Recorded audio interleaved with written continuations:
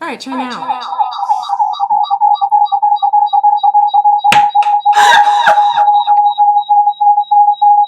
Sorry. Yeah, I can hear that about 30 seconds later. Fix the sound.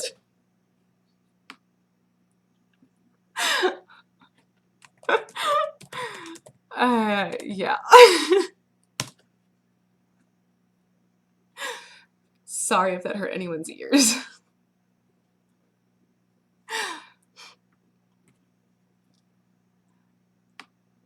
Jesus Christ, that was too funny.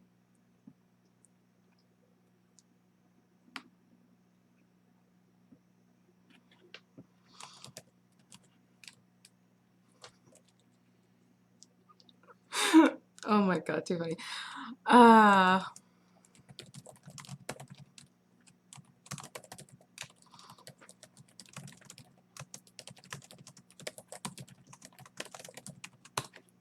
right, so we have sound, we have video, we have streamage. I still have no clue what I'm doing, but we'll get there, right?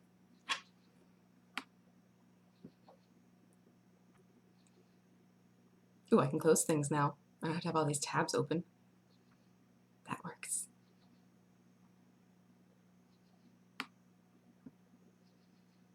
I'm sure this is not going as smoothly as I'd hoped.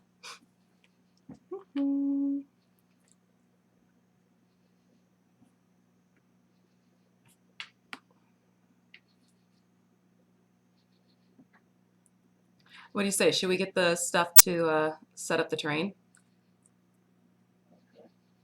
Something to show everyone what we're working on. Okay, now we have things moving along, hopefully.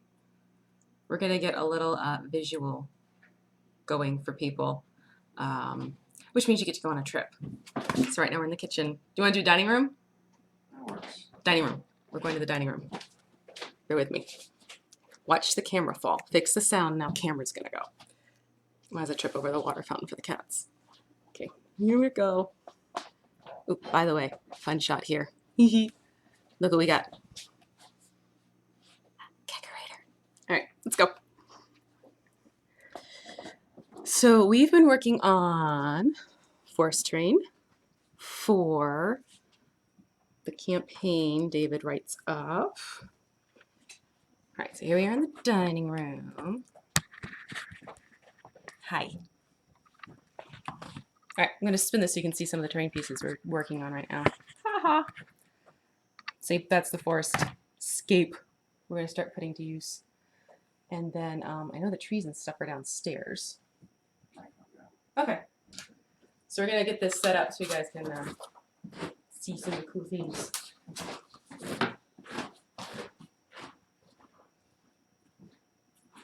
All right, he's got to run downstairs and get the other pieces. I'm going to take a seat.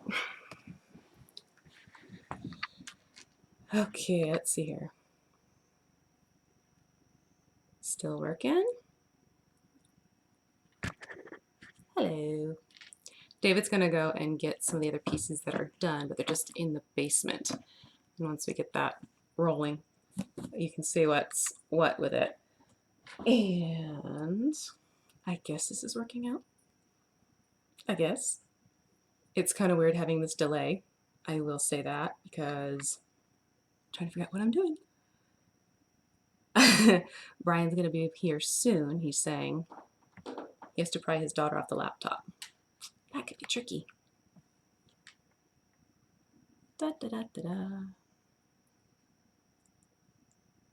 Oh my goodness. All right, so here's the hedge. I actually made 4 more. So I have 4 green caterpillars. But no, really, we're excited to see how these work out. But here's 3 of them. You can see the 4th one over there. Just to start talking about this, David used the black magic craft technique to create some pieces of terrain. So no grid, but there's some modular aspects about it, and I had the fun of getting to paint it. And it's kind of hard to see in this light. It's dark out right now, so we don't have that natural light we normally get. But I had fun painting it, and we didn't flock. It's We have two little boys. They like to pick and move their fingers over things, so flocking's not gonna really work. But the one thing he did that I thought was ridiculously cool is he's created these slopes to some of the pieces of terrain. So we have like the stony side, you'll see in a lot of the typical pieces, and then this fun thing where it just slopes down into what will be the next piece. So we have these going. He's got a couple like this. What's that? Is that a giant here? The blue dude? Hmm? The blue dude's a giant? No. Giant. So this is a giant for scale, and then I have, where's my little lady? So once we get this set up, it'll give you guys a sense of scale. Oh, he brought up more figures, so we're gonna get a whole layout here for you. Let's see. Check the questions. Oh, good question. What are we doing? Well, it's a homebrew game because what David does is he actually takes the time to write up each of our stories for the campaign because it's for our kids and they are under PG-13. So he takes the time, he comes up with the own storyline himself. You do what, the 2 and some of the 5th edition? No, or just third. Okay. Yeah. So 3rd edition, and do you use the 5th edition some elements or no? All right, so he's just keeping it to 3rd edition right now. He writes up the stories, and then we'll get together, usually weekends, and play with the kids, and it's been a lot of fun. So hope that answers your question, Mike, in terms of what system we play. We pretty much do keep it to Dungeons and Dragons right now. We did get the, what was the mouse one called again? Oh, I forget. We got for the boys as a surprise for Christmas. Oh yeah, it's right over there. It's this game that our local game store right in town recommended to us. And what is that? Mice Mystics, right? Mice and Mystics, that's what it is. So this is, oh God, it's heavy. So this is what we're gonna give to the kids and jump into probably in the new year, and hopefully also jump into 5th edition because you know, Christmas presents, ideas for David, and get that going and get a taste for that. So that's the system we're currently doing, is 3rd Dungeons and Dragons. There and about. And are we religious followers of it? Follow it to the absolute letter? No, there are kids involved, so we kind of ooch it to work for them. But he's starting to bring out some pieces. Oh, he's, well, I told you that would happen. He's still getting it set up, so I get to keep talking. Fix the camera. All right, any other questions you want to ask? I'll be happy to answer them for you, especially while you have me in this figuring out how things work mode. So yes, showed you the sloped pieces, and then ooh, can I have that one? And the other thing he came up with, which I love, is he took some more of the 1-inch kind, right? Mhm. The 1-inch foam, and he used the wire cutter to make these peaks, so we can put them at the higher levels up, and then that way you get the sense of going up the mountain range terrainscape mode. So that's going to be pretty cool to see how that works out as well.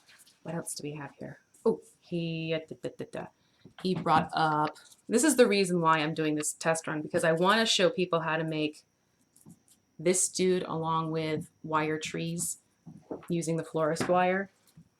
But the tricky thing about these guys is I can't stop and go as easily with the other how-to videos I've made because my hands are so fully occupied with making sure it stays together while I'm twisting it. So I thought if I can get a live stream figured out, then I can get this guy and just, you know, classic sort of bare deciduous trees figured out for you guys so you can see how it's done. And then I'm not constantly having to stop and kind of hold it with one hand while hitting the play and the stop button on my video recorder. So this guy is going to show up. And then what other fun things do we have? Ooh. This was fun. These are what, your battlement things? Yep. David made these guys up. It was sticks from a backyard. We have trees, so we don't have to buy them. And knife or pencil sharpener? Pencil sharpener. Pencil sharpener. Used like the heavy duty grade one from Lowe's. So he used one of those big construction grade type pencil sharpeners just to give them their tips. But it's a really neat look, and it's free for the most part and easy to put together. And then like we have the hedges, and this was Scotty's idea, right? No, No? What was this then? it's just trees. These are trees, like the trunk parts of the trees. So this is another thing he came up with. Again, more sticks from our yard and even some pieces of stone from our yard he did, so we get a sense of you're walking through a forest. So this was like one of the first types of scatter he made up to kind of make it more visual. You know, when you're playing with two little kids, especially two active little boys, the more interactive it can be and the more visual, the more they kind of like zone in and focus and really make sure they're engaged, which makes it fun. So let's see. Yeah, Groot's little cousin. He is, right? Problem is he shows up on the table. I think the kids just sit there going like, I am Groot the whole time. But he is fun to see on the table while we're playing, and they definitely get a kick out of him. And wasn't it that Nate started getting upset when he got hurt and had to disappear? So yeah, our little guy was not happy when, you know, Mini Groot got to the point where, you know, the spell wore out on him, because my character is a gnome druid, and this is one of her guys. So, and he gets very attached to them, which I find funny. The little guy gets very attached to my animal familiar, who we call Panther. And then what's the other one he's really attached to? With the I think it was just the Mini Groot and Panther are the two that he's like locked onto and he gets very much involved with. So I find it endearing that he's like just so enamored of them. But we also have to be careful as to what happens with them or when we're using them, because I'm not even kidding. It was, you know, pouty lip, big tears, and what did you do to Groot? But yeah, so he's kind of, you know, Mini Groot, we can call him. And ooh, okay, so David has the forest terrain set up, so I'm going to move the camera. If you get car sick, I'm sorry. All right, stuck. All right, so here we go. Ooh, let's like try and lean back a little bit more. Okay, so this is the forest terrain. Again, David did all the cutting out of the big pieces, and then I did the painting. So there's some elements here you probably are familiar with from before. Like obviously here are the adjustable hedges, the magic hedge, and then there's that sloped piece I was talking about before and how the other two work with each other. The rope bridge. This is kind of wonky because the camera goes to one side and you expect it to the other side. And then spin it around, we got some more trees. And oh, this was a Father's Day gift for David that I found on Amazon. He was not that expensive at all, and I was like ridiculously excited about him. I loved his face, and I'm really curious to see how it works out with him. Let's see what else we got. Oh, a few more people joined. Hi. Hello. Oh, an owl bear named Squiggles. I love that. That's awesome. Da-da. Hold on, let me get back to my camera here. All right, so then we have some of the minis you can kind of see for scale. This is one of those. Oh, which one is that guy? The snake? Yanti. The Yanti. See, I'm still learning the terminology for these. Bear with me. And there are the bug. Is that a bugbear? No. Angry bear. Just an angry bear. Okay, angry bear guys. Who's that? Just a random HeroClix guy? Yep. Okay, so here we have a HeroClix dude. Translation, I didn't have to paint that one. Oh, this is one he got me that I had so much fun painting. Oh my god, she's like gorgeous. And oh, him, he's from not HeroQuest, Dragon Strike. And then there's that blue giant again. So yeah, this is the terrain we've made up, and we get to see it in action tomorrow, which will be pretty cool. Starship and Steel is on too. It's on. Yeah, you should have heard the sound fun. That was great. Sound check. Squeal. So yeah, that's just okay. Get ready for car sickness again. That's our That's our forest terrain, outdoor terrain. And like I said before, flocking and kids, not really so much. So the other pieces, oh, the other ones, those are in a box on the air hockey table. We forgot there's more. He's gonna get more. I did these. Well, I showed them. I started them up on the for Game of Thrones night. I couldn't stay awake. I was getting tired. So he's gonna go get more of the other scatter that I made using some trees and supplies I got from Dollar Tree. I got the river stone. What else was from that? Well, the foam board. The what else? But yeah, there were some elements we had just lying around downstairs in our little craft zone, and figured since we have the forest terrain going, let's use up the trees, and you'll see the trees. Ooh, gotta move group. Okay, so we have other fun things. Hold on, reset. While we're doing that, any other questions? I'll be happy to answer them. Keep them, be good. Don't be saucy. But yeah, there's other stuff to show. Ooh. I actually haven't seen these put to use yet either with the terrain, because I just finished painting that ridiculous big one, which that one took forever to do. And I am going to do a short little video to show you how I went about painting those pieces, because it's a little bit of a different approach. But for those of you who are painting terrain, it's nothing that won't be adjustable or something you can do on your own. Okay, let's see here. Okay, Mike Harris has a question. I like the ship she made. I'm going to use your technique for the rope. Ooh, airship. Oh, very cool. I can't wait to see that. I would love to see. Finally, netting material. Thoughts on the best way to adhere the... Okay. Fabric can be tricky based upon what you want to use. My mom is an interior decorator, so me and fabric, we've been friends for quite a long time. There's a couple options. You can rough up the plastic bottle, and then there is this fabric adhesive called Stitch Fix. It's a glue.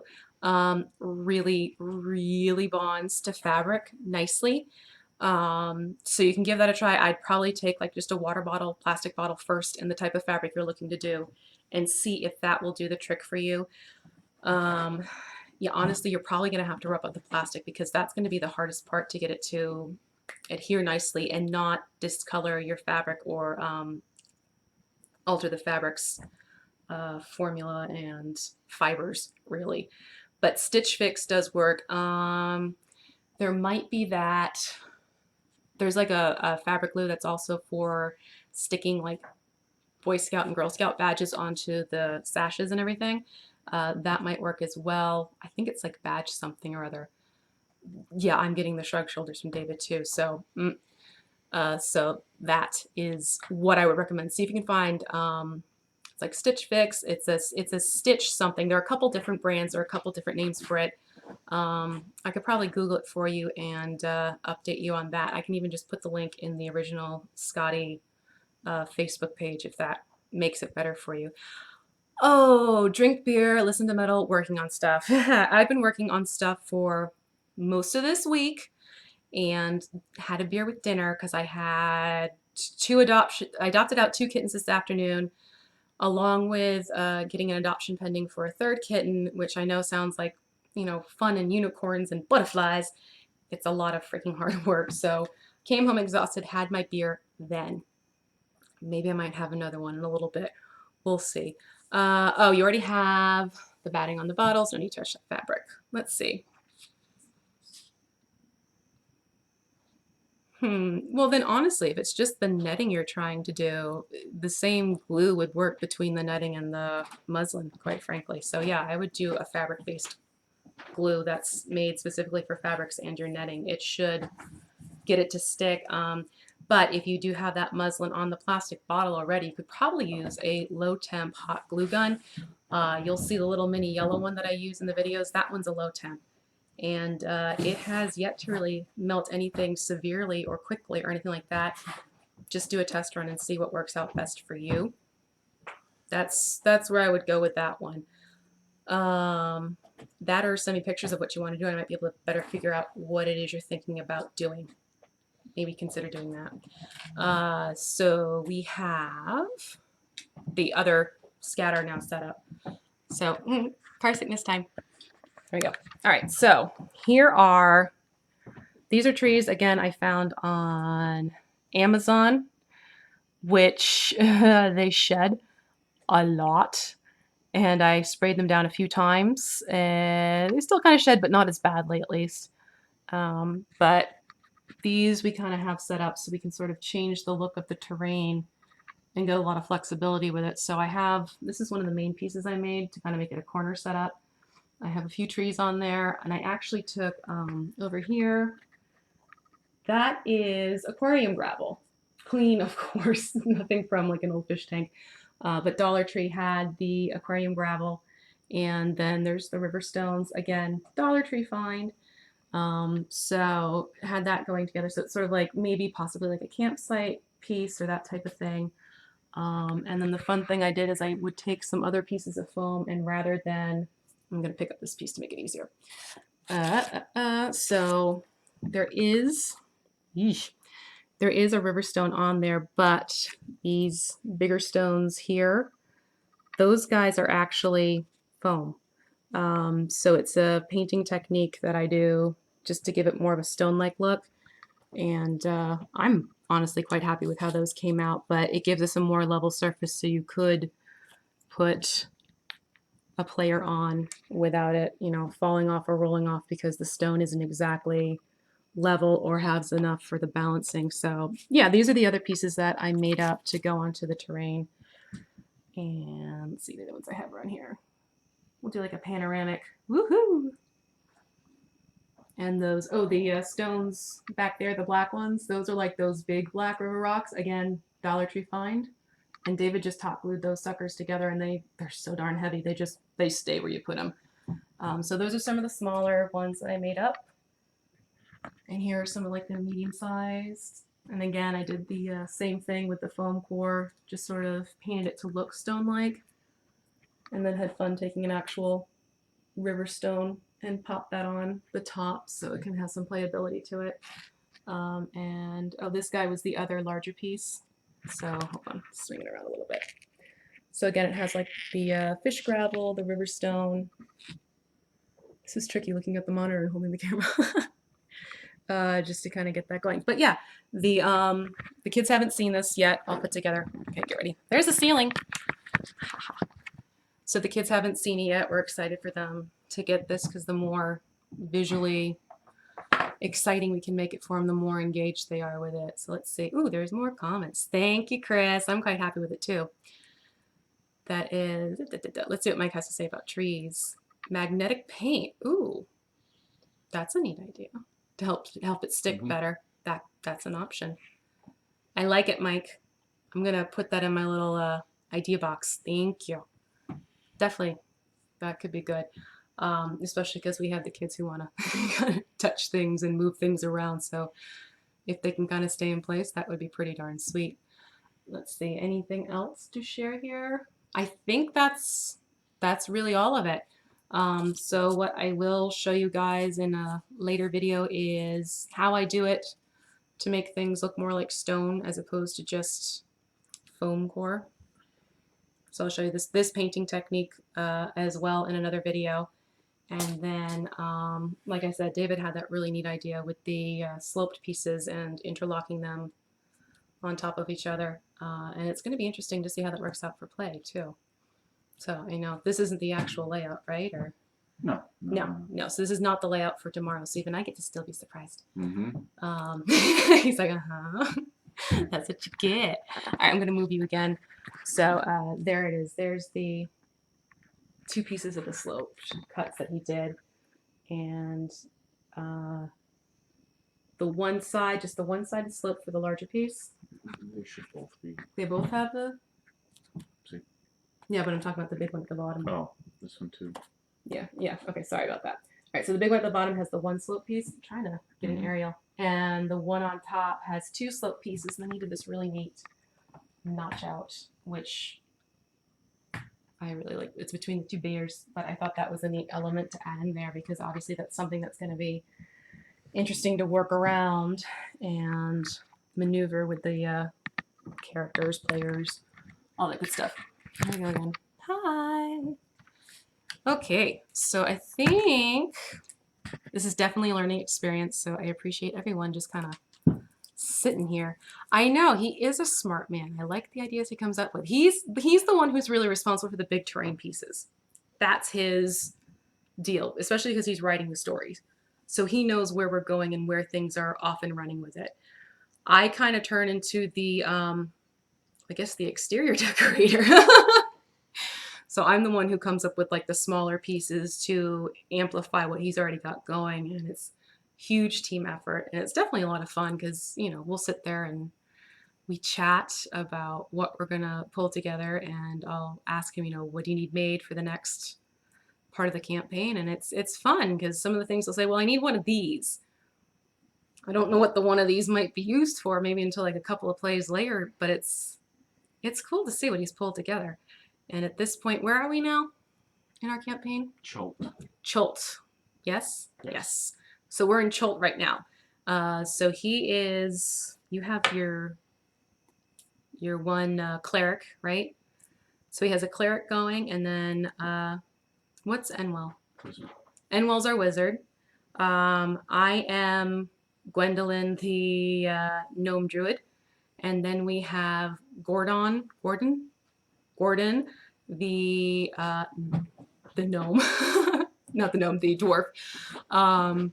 He is our older son's character, and a lot of fun to watch him play with because he's sort of like our human calculator. He's the one who has all these crazy attacks, and he's rolling his dice and he's like adding these things together. I'm amazed at what he's able to do now. So nice little proponent about Dungeons and Dragons stuff is these kids are getting good at math without even trying. They don't even realize it's what they're doing half the time. So I really, really like that factor. And so we have our Gordon the dwarf. Our little rogue, which is appropriate because it's for a little guy. And our little guy is definitely sneaky by nature. And he has, it's Bilbo. He named him Bilbo, I know. But it's still kind of cool, and it's really sweet to see how they get so into their characters and so invested into their characters. Oh, David brought them up for me. Okay, so here we have, all right, I'm gonna show these off best. Just stick 'em. All right, I'm gonna do the vlog thing for makeup people. All right, so this is, come on, focus this camera sometimes. New, is it gonna pick it up? I think there's too much going on behind it. You always just stick 'em on the All right, I'm gonna try on the somewhere. dining room table. So here we go again. Car ride. All right, here we have, oh, that's a little bit better. Okay, so this is our, that way. This is our, or rather our son's dwarf that I painted. We got these guys off of Hero Forge. Yeah, the boys designed these on their own. So this is what our oldest boy designed. I gotta say, you know, the Hero Forge ones, we got the lowest plastic style just because we wanted to see how it worked out. And in terms of painting them, it wasn't that bad. The paint stuck beautifully, and it's just acrylic paint. There's nothing special about it. But you do lose some of the details. So if anyone's looking into getting Hero Forge characters, I think next time, if we decide to go with them again, we'll probably go a little bit up to preserve the details. So this is our oldest son's Gordon, the dwarf. What is he, just a Fighter. A fighter. He's just a fighter. Nothing else about him. So that's Gordon. And then here's Bilbo. There we go. All right, so this is our youngest guy's character, Bilbo, and yes, that's a cat. I volunteer for an animal rescue, and needless to say, both kids are kind of obsessed with cats as well. Again, another Hero Forge guy, but this is what our youngest dude designed. He sat down with me, sat at our laptop, and he got them pulled together. And no, you don't have to prime these. Not these guys. They painted no prime, no problem. But again, it was the cheaper plastic style, so I don't know if that has something to do with it. If you go higher grade, I can't speak for that because, you know, we just wanted to see how this came out first before investing more money into these, which we'll probably do later on. And here is Coron, our cleric. Get this camera to try and focus better. It's probably the lighting, quite frankly, because it's so dark out. But I don't know if you can see that, but yeah, the faces get a little, well, not a little. The faces get muted is the problem with the lower level of the plastic grade. But the paints, I didn't have to prime them. They come pure white. And we haven't had any issues with any chips or anything whatsoever with these guys. And, you know, they get banged around and played with. But, you know, the cape I was super happy with. Some of the detail I was able to pull out on that guy. But this is yeah, see? So this is David's character. And then here's mine. This is Gwendolyn, our druid, the gnome. And I did purposely put a cat on mine. That's what got our youngest guy. Oh, this camera does not like this lighting. Because mine had the cat on it. That's why he wanted the cat. I was trying to sort of nod to my familiar, which is Panther. So that's my character's familiar, Panther. She could ride on him if she wants to, type of thing, which I always forget about. I have to remember to start doing that more with her. But again, she was another Hero Forge, and I had fun designing her. She can take the form of an owl, hence the owl on her arm, and a little bit of magic from her hand. But yeah, anyone who's not gotten into Hero Forge, definitely take a look into them. It's kind of fun, and it's kind of something different to do. All right, we're going to go on the crazy ride again. Ah! All right, give me a second. Yeah, this camera does not like the low lighting tonight. We do have a 3D printer that's getting put together.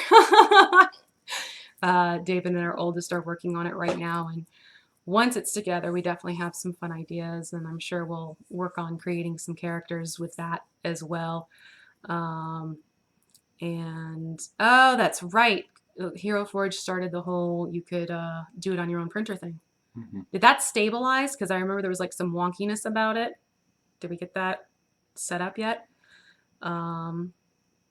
Yeah, it is like mini sandpaper. Mike had pointed out that the Hero Forge ones, the cheaper ones, are like painting sandpaper. That's really a good way to describe it because there was a grit to it.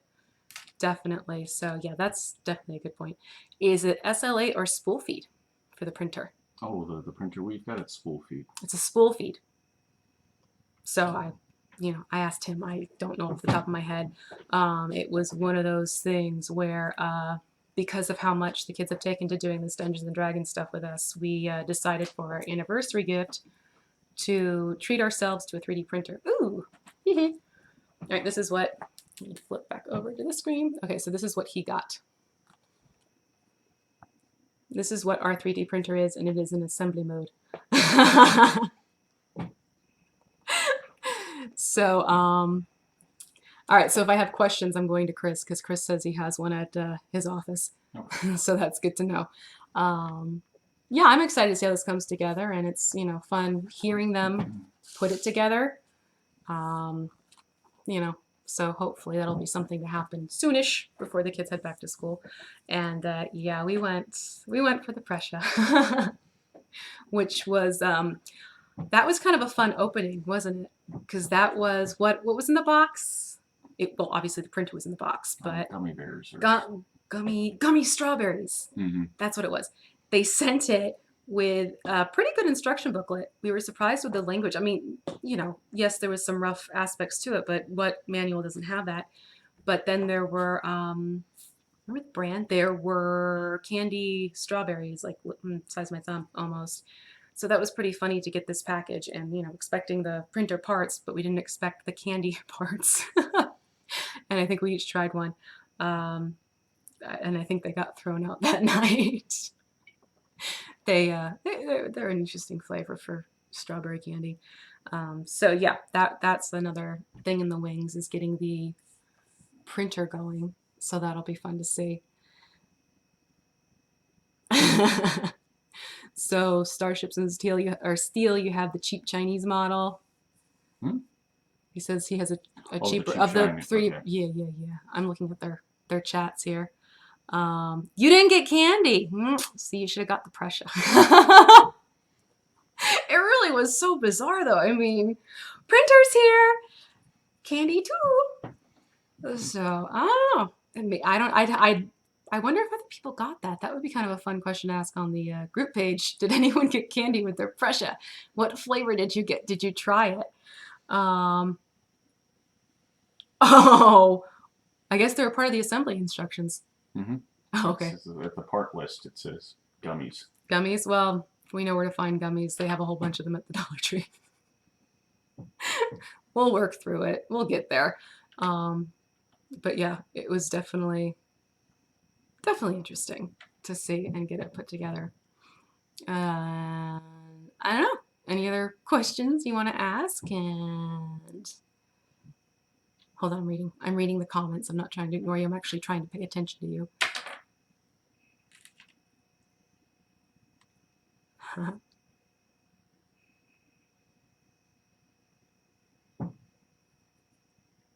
Ooh.